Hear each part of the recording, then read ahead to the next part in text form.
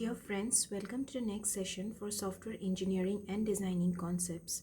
So in today's session, we will be looking at the various software testing techniques, and we shall also be looking at the various modes in which the software can be tested. So let us begin. The first question when you start off with testing is, how do you basically test a program? So, testing essentially means to observe whether the program that we have developed has behaved as expected or there are any sort of discrepancy associated with that particular program. So there will be input test data which will be given to the program, and we have to observe the output and check if the program has behaved as expected.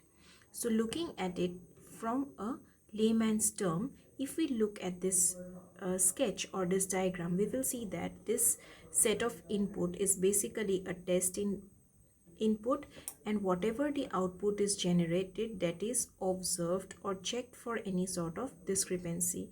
So if this observed value does not match or does not satisfy the expectation, then we have to discard this system or make changes to the system immediately, so that whatever the next output comes out should be an acceptable output or an accepted output. Now, talking about if the program does not behave as expected, we have to note the conditions under which it failed or later debug and correct. So this might lead to the discarding of the entire system, or this debug and correct is also known as modifications or changes which we need to incorporate in the developed program. So now we have to understand that there are a set of testing activities in order to test the success of a system.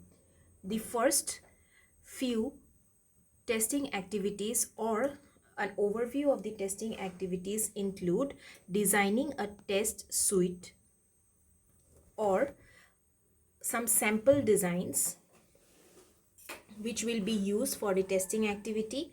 Then we have to run these test cases and observe the results to detect any failures. After that, we have to debug to locate the errors, and finally correct the errors. So these four steps: designing of the test suite, then running or implementing this test suite, and then debugging and locating the errors, as well as correcting of these errors so that the system becomes a success, is extremely important for the successful delivery of a particular project. So without testing activity, basically we cannot move ahead with the final delivery of the product. Now, talking about failures or talking about any sort of dissatisfaction or faults or errors, we have to understand what is the basic difference between all of these terminology. The failure is basically a manifestation of an error, which might be a defect or a bug. So whenever there is a failure, we have to either assume that there is a defect associated with it, or there is a bug which is causing that particular failure. Essentially, mere presence of an error might not lead to a failure. Error is simply a condition which might or might not lead to failures. If the error is not attended to or it is not corrected, then it has some potential to lead into a failure. However, a fault is an incorrect state entered during the program execution. So fault basically deals with the state of the program or state of the condition of the entire system. So a variable value is different from what it should be. This fault may or may not lead to a failure. So errors or faults essentially do not or generally can be corrected so that the system does not go to the failure state. Now, talking about failures, we have to understand that failure means that the complete system cannot be implemented. However, an error or a basic fault can be corrected at any point of time. Now, talking about test suite. So, the first step was designing a test suite, and we have to test a software using a set of carefully designed test cases. So, these test cases are called the test suite. So, test suite is basically a collection of the test cases. A test case is again a triplet, which is ISO. I is the data to be given as input to the system. S is the state of the system in which the data will be input, and O is the expected output of the system. So input, state and output, these three will reflect if the test case has been successfully implemented and the system has been in a correct state after the test suite is implemented or not. So ISO regarding each of the test cases that has been carried out is extremely important, because ultimately the collection of this test cases will finally give us the test suite. Now we will talk about verification and validation. So these two processes, which is verification and validation, are two different processes which will help us in order to correctly implement and correctly check out the test cases if they have successfully cleared the tests that has been conducted. Now, talking about verification, verification is a process which will be determining or which will be confirming whether the output of one phase of development conforms to its previous phase. That means, suppose I have phase 1 and phase 2. So verification done at stage 2 or phase 2 will confirm whether all the activities in phase 1 has been carried out successfully or not. However, validation is a process which deals with the entirety of the development. That means whether a fully developed system conforms to the SRS document, or if all the activities, functionalities and non-functional attributes of a SRS has been completely implemented in the complete system or not. So validation is dealing with the entire project. However, verification deals with a state or a phase containment. So it is concerned with the phase containment of errors, whereas the aim of validation is that the final product has to be error free. Now, talking about the design of test cases, exhaustive testing of any non-trivial system is impractical. So we have to maintain the input data domain in such a way that it is not extremely large. That means we have to opt for an optimal test suite where we will be not addressing all the aspects in just one test case. We will use multiple test cases for addressing multiple aspects of the entire system, which will be of reasonable size and uncovers as many errors as possible within that particular phase or within that particular state. Simply taking the entire thing at one go and not being able to identify all the errors is not recommended. Instead of this, we can take smaller modules of the same program and maybe testing it individually, and after that we shall be integrating them into the final product and deliver it. So this is the practical way of designing a test case or designing test cases. So if the test cases are selected randomly, many test cases would not contribute to the significance of test suite, and it would also not detect errors which are already being detected by other test cases in the suite. So we have to be careful in designing these test cases, because it will save us a lot of time and energy as well as resources if we carefully plan these activities.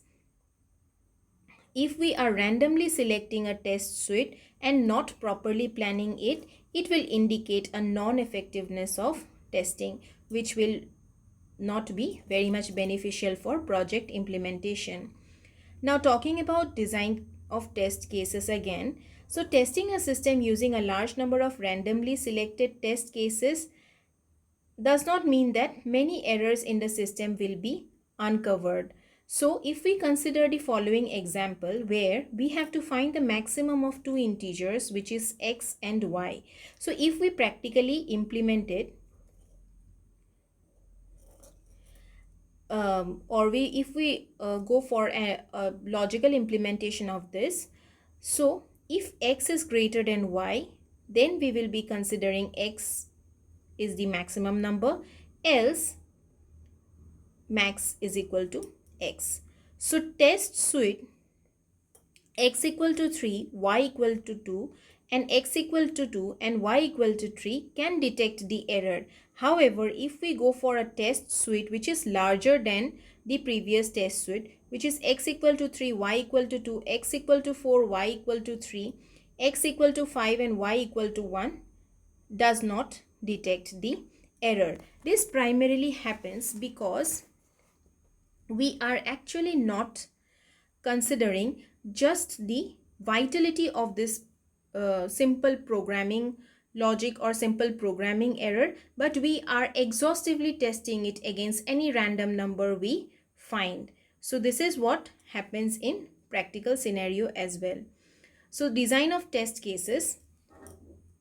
Talking about designing of test cases, again, systematic approaches are required to design an optimal test suite.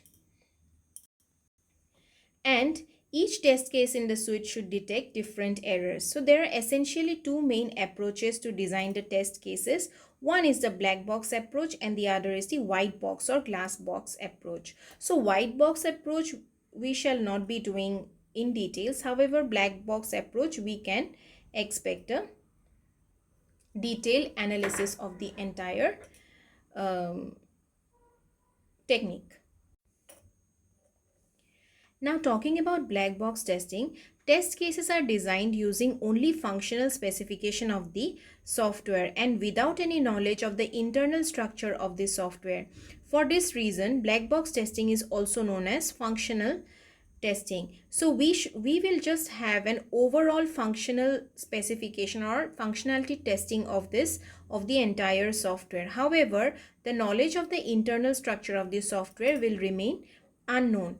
Whereas in white box testing, so if we are going to design white box test cases, it requires knowledge about the internal structure of the software as well. So black box testing is like we can see everything from outside. So let us consider this as a black box.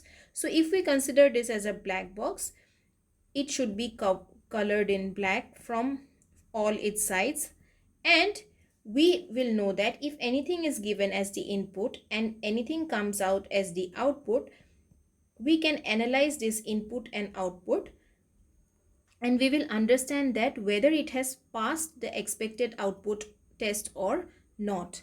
Now, we do not know exactly what happens within this particular black box. However, when we are talking about white box testing, we also have to have a clear idea of what is happening within the system. So there are essentially two different approaches to design black box test cases. One is the equivalence class partitioning and the second one is the boundary value analysis. So we will do these two techniques in the subsequent sessions. However, for us to understand as of now, we need to focus much more on various techniques for testing, because without testing a particular module or particular piece of code, we will not be able to identify where exactly the error or the bug is present in order to decode it or debug it. So that is all for this session. Thank you.